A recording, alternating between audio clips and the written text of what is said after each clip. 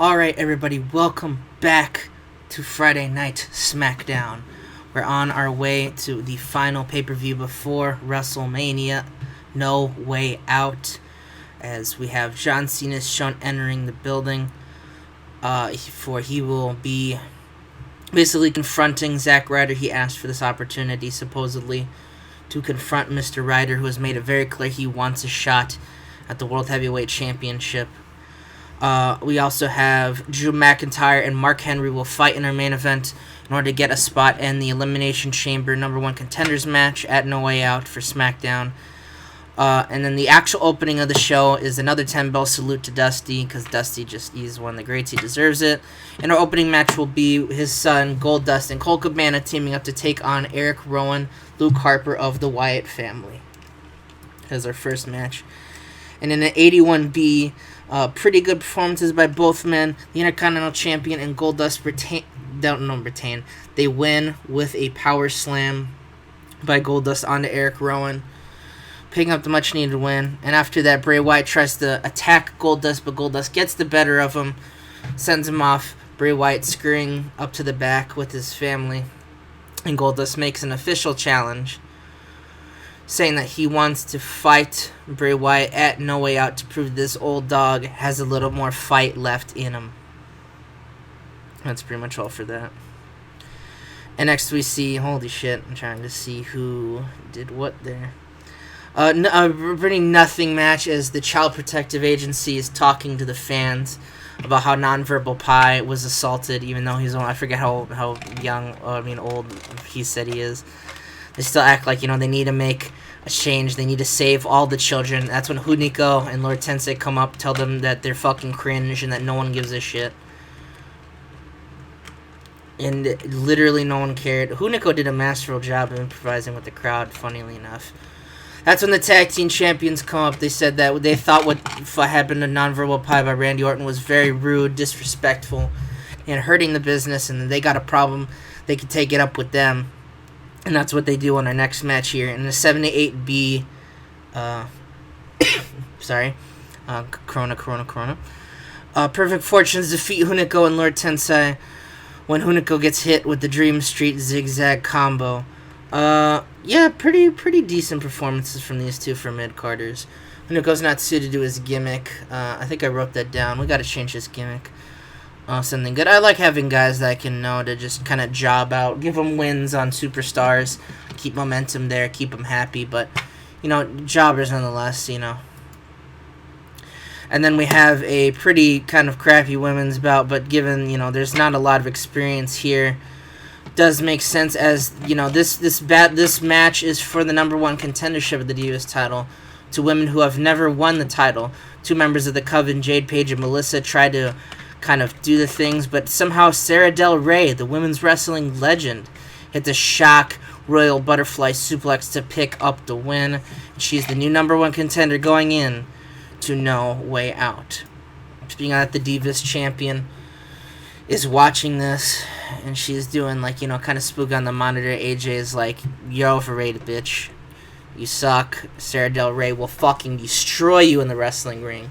You better bring all of the Coven, because you're going to need them to stop Sarah Del Rey from ripping that title away from you."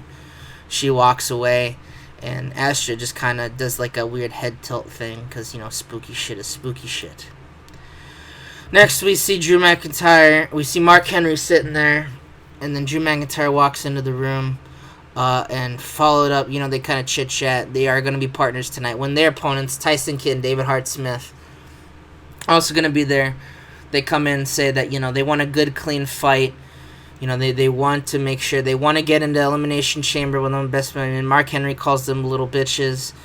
And then he goes to Drew, and he's very apprehensive of even teaming with Drew due to the fact that, what he did to Sheamus with Samoa Joe. And Drew says, "Look, I want a title shot as much as you, brother.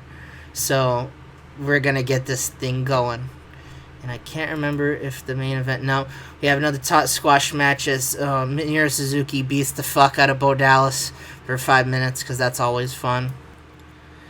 And in our main event in the evening, we get an 86B+ as Mark Henry and Drew McIntyre defeat the Hart Dynasty putting a good effort. Tyson Kidd getting the best overall. He does have excellent chemistry with his tag partner, though, so that is to be considered. But still, great fucking work from these two guys, and delivering a really solid main event.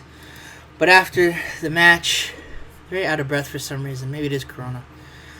All of the various kind of jobbers and people who are going to be in that, I just said jobbers, in the SmackDown Elimination Chamber match run up and they just beat the crap out of each other.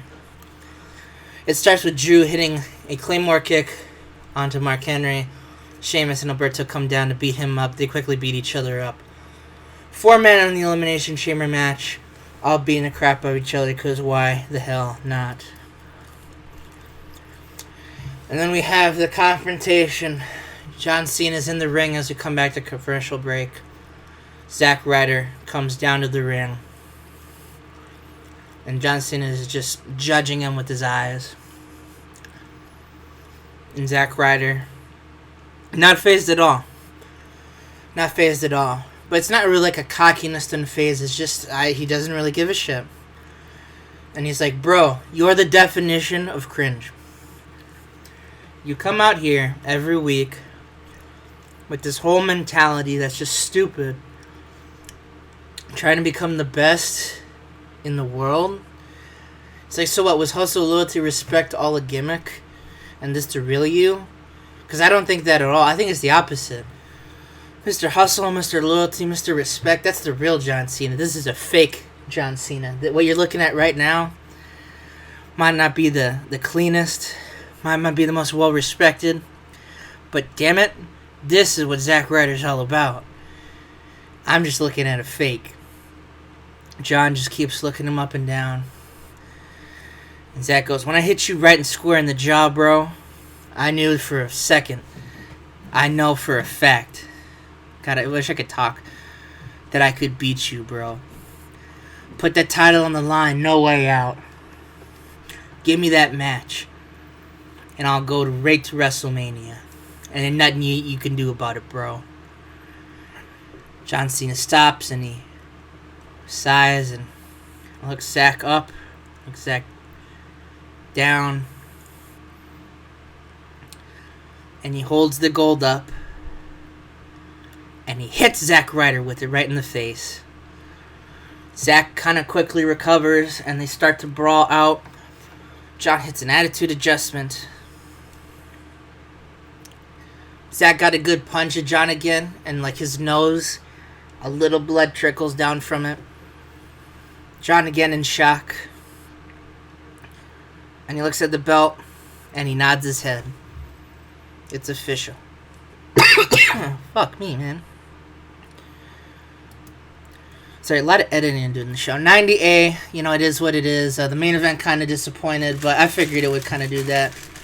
But overall, good show. Good shit, as Vince McMahon would say. I'll see you guys for the next episode of Monday Night Raw.